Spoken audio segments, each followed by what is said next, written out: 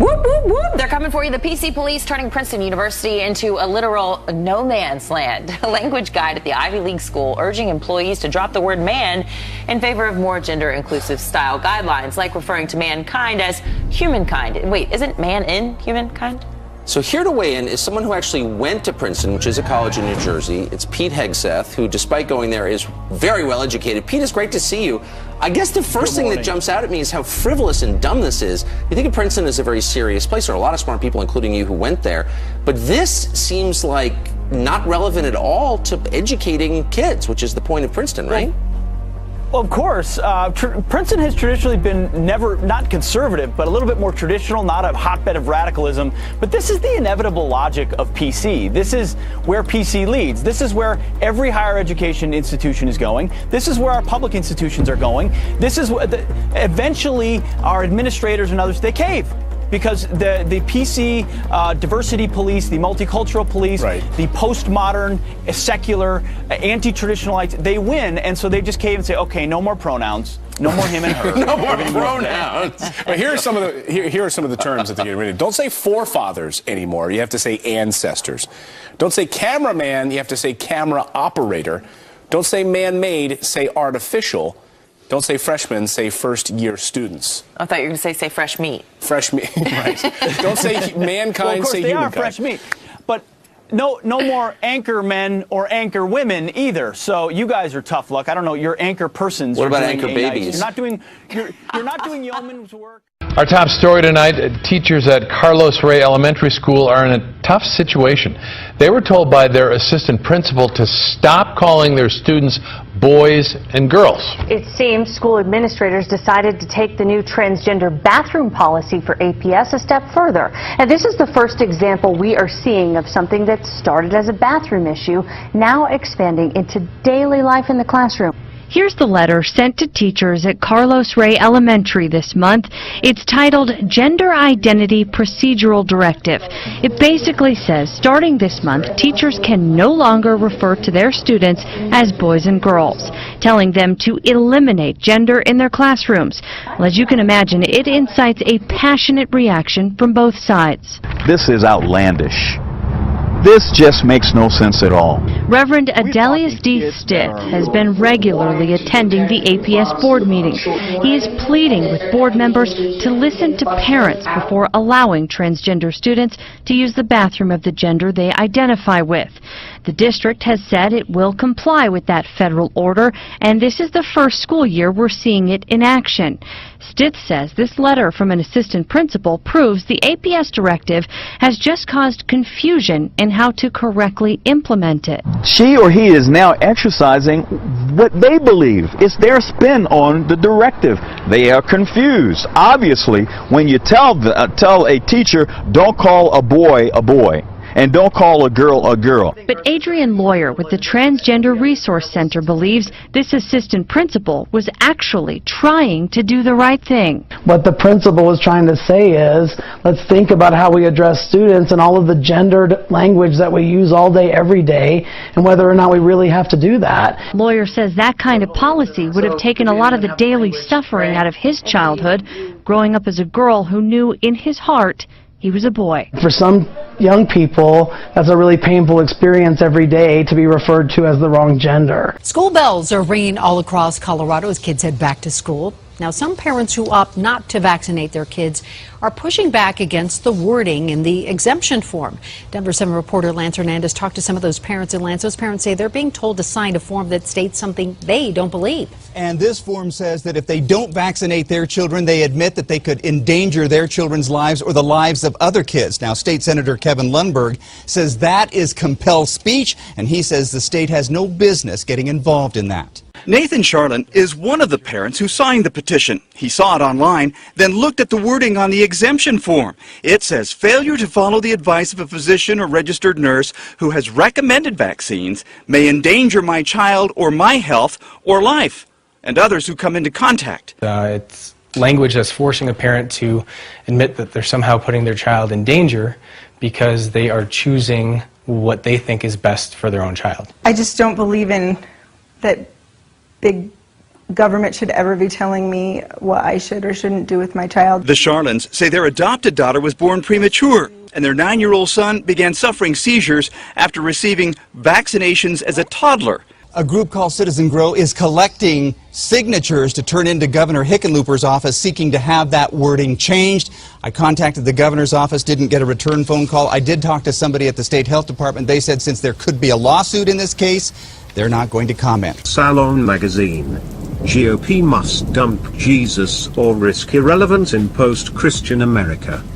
Salon Magazine has accused the Republican Party of being out of touch with post-Christian America, warning the GOP that if it doesn't renege on its alliance with Christianity, it will soon become irrelevant.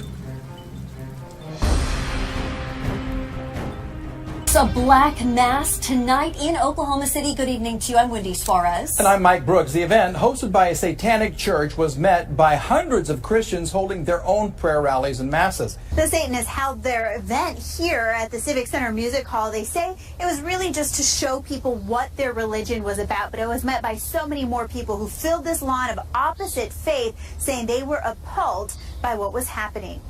The leaders of Oklahoma City Church of Aramon set the stage for their event in a small theater at Civic Center Music Hall.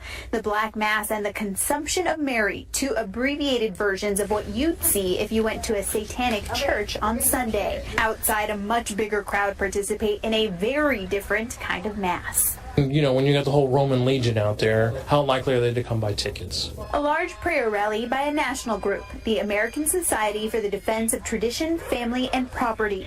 It started just before attendees were to arrive for the Black Mass and stayed going until the event began. Behind them, other Christians came out too. Came down here today to not really protest the satanic mass, but to represent my father, Jesus Christ. Earlier in the day, a noon mass offered by the local Catholic Church. So what the Satanists will be doing is a public offense to God, and a public offense requires a public act of reparation and atonement. He says the Black Mass is blasphemous, partially obscene and hateful. Pastor Adam Daniels says it's just a way for people to see what his religion is about. One of the means of our church is to educate the public by debunking the Hollywood projected image, and that's what we're doing. We're here to show people what we do so they can see it in the light, and then they can walk away and think about it and evaluate it for themselves, instead of watching The Exorcist and thinking, oh no, my head's going to turn around 180 degrees and I'm going to vomit pea soup everywhere, because that's not what happens. It's religion.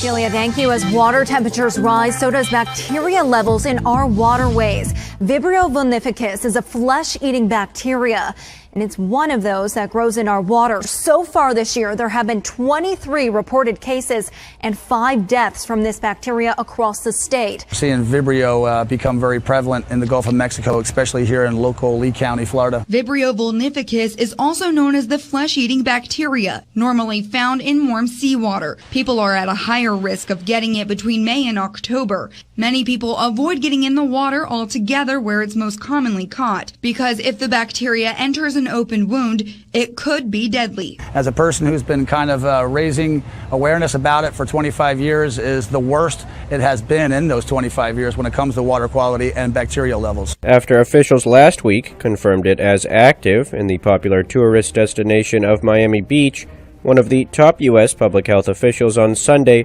warned that the mosquito-borne Zika virus could extend its reach across the U.S. Gulf Coast.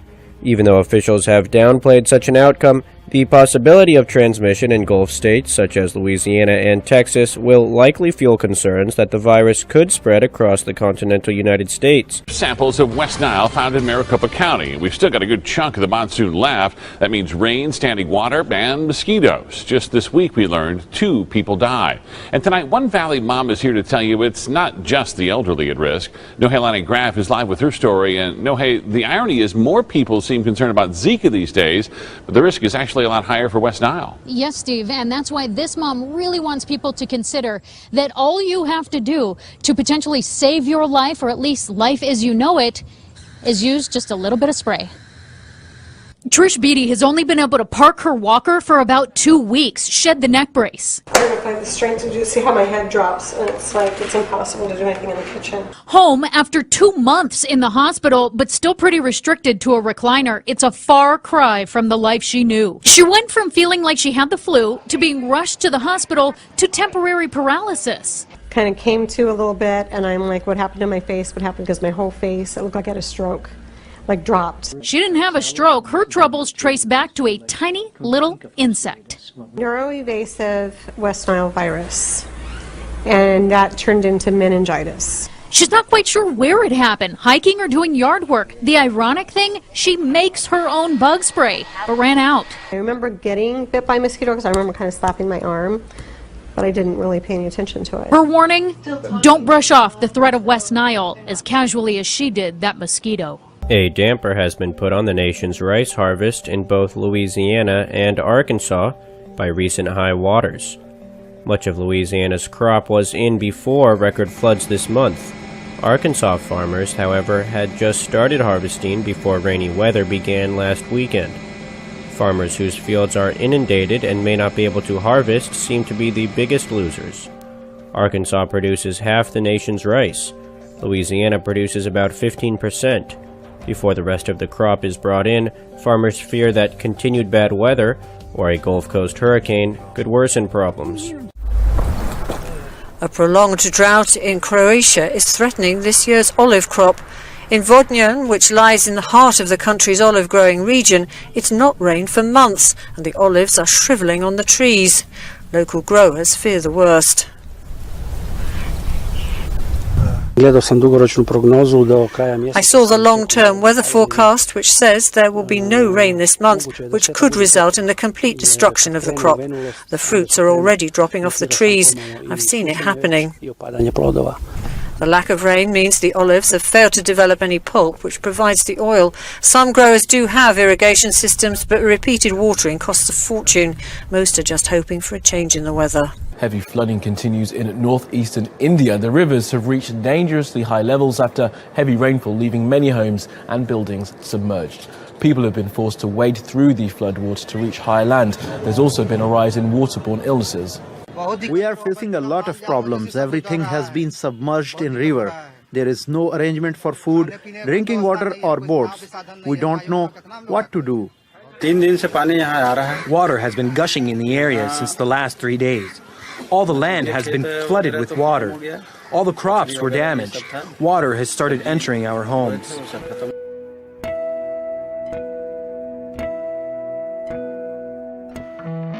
Germany wants to introduce facial recognition at major transportation hubs to try and identify terror suspects, according to Interior Minister Thomas de Maizière. He added the technology would be able to identify potential suspects who would appear in a database.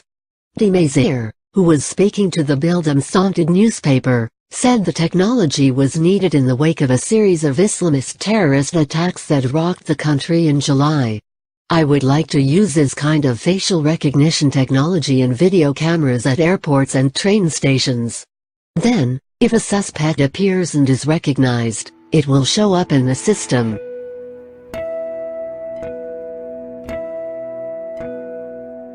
For the first time since the end of the Cold War, the German government plans to tell citizens to stockpile food and water in case of an attack or catastrophe, the Frankfurter Allgemeine Zeitung newspaper reported on Sunday. Germany is currently on high alert after 2 Islamist attacks and a shooting rampage by a mentally unstable teenager last month. Berlin announced measures earlier this month to spend considerably more on its police and security forces and to create a special unit to counter cybercrime and terrorism. The population will be obliged to hold an individual supply of food for 10 days. The newspaper quoted the government's concept for civil defense, which has been prepared by the Interior Ministry. So South Korea and the United States have begun their annual Ulchi Freedom Guardian exercise in the shadow of these threats from North Korea. This time the North is threatening a preemptive nuclear strike if it detects any aggression during these drills. So when Washington kicked off their annual combined Ulchi Freedom Guardian military drill, South Korea's defense ministry announced the start of the command post exercise on Monday. The drill is scheduled to run through September 2nd and involves 50,000 South Korean and 25,000 American military personnel. The United Nations Command Military Armistice Commission informed the North Korean People's Army of the exercise through the Joint Security Area at Panmunjom and emphasized that the drills are defensive in nature. The statement was in part a response to a threat by North Korea earlier the same day, saying it would launch a preemptive nuclear strike on Seoul and Washington if the Allies show even the slightest sign of aggression against North Korea during the drills. The warning came in a statement by the North Korean People's Army and released through the state-run Korean Central News Agency. That statement said North Korea is ready to mount a preemptive retaliatory strike on everyone involved in the Urchi exercise. It also cautioned that the situation on the Korean peninsula is so tense that a nuclear war may break out any moment. This year's exercise comes amid heightened tensions between the two Koreas following the defection of a senior North Korean diplomat last month. The South Korean military is on high alert for any unusual activity and says it is ready to counter any provocations from the North. It was supposed to be a celebration, an outdoor wedding party in Turkey's southeastern city of Gaziantep. But a deadly attack, which appears to have been a suicide bombing, turned the night into carnage. Dozens were killed and more than 100 injured. In the morning, the city woke to the news of the attack. No group has claimed responsibility, but Turkish President Recep Tayyip Erdogan says it's likely Daesh is behind it. Gaziantep is close to the Syrian border. It's believed there are members of Daesh operating in the area. The group has been under pressure in northern Syria. This month, it lost one of its strongholds, Manbij, to Syrian opposition fighters. The last attack of this scale was in June at Istanbul's main airport. 40 people were killed. Daesh claimed responsibility. It's been a dreadful year of attacks in Turkey. More than 200 people killed in separate blasts from Istanbul to Ankara. And it's just over a month since a failed coup attempt left more than 200 people dead. In central Somalia, 2 simultaneous explosions have killed at least 15 people. The attack happened in the central part of the country. 2 car bombs went off at the local government headquarters in the town of Galileo in the semi-autonomous Puntland. Al-Shabaab claimed responsibility.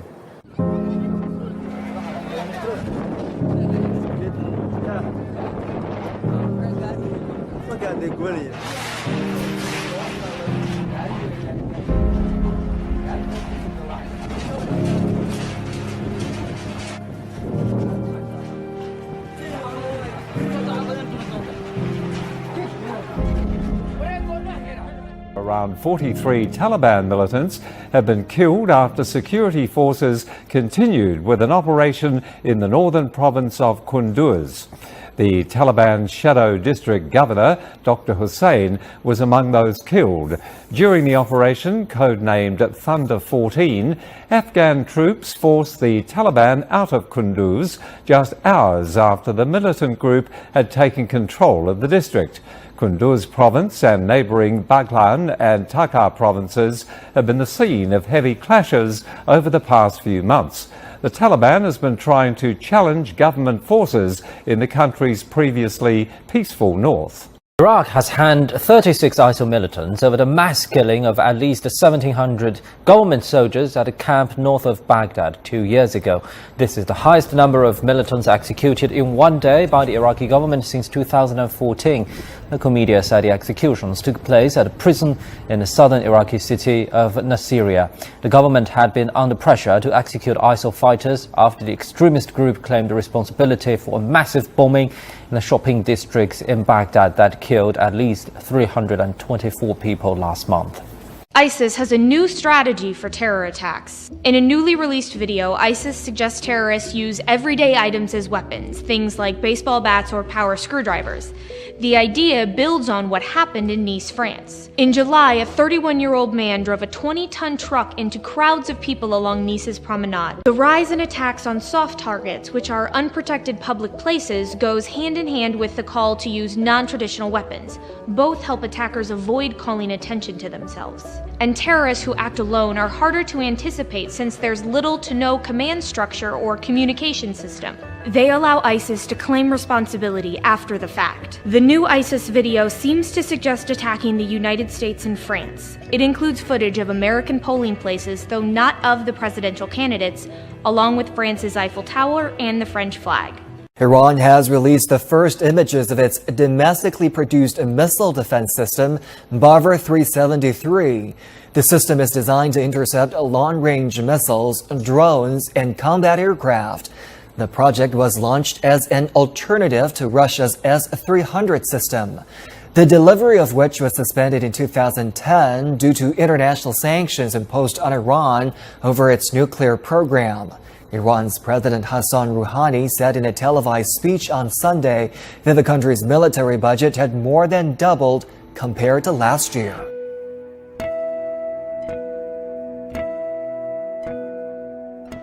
The Israeli settlement of Deraa was hit by a Palestinian rocket on Sunday.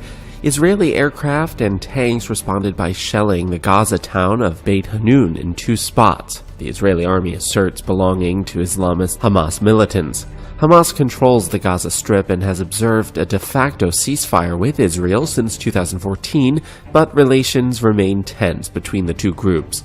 Smaller Hamas cells have continued occasionally to defy the agreement, and Hamas has pledged to build tunnels intended to infiltrate Israel.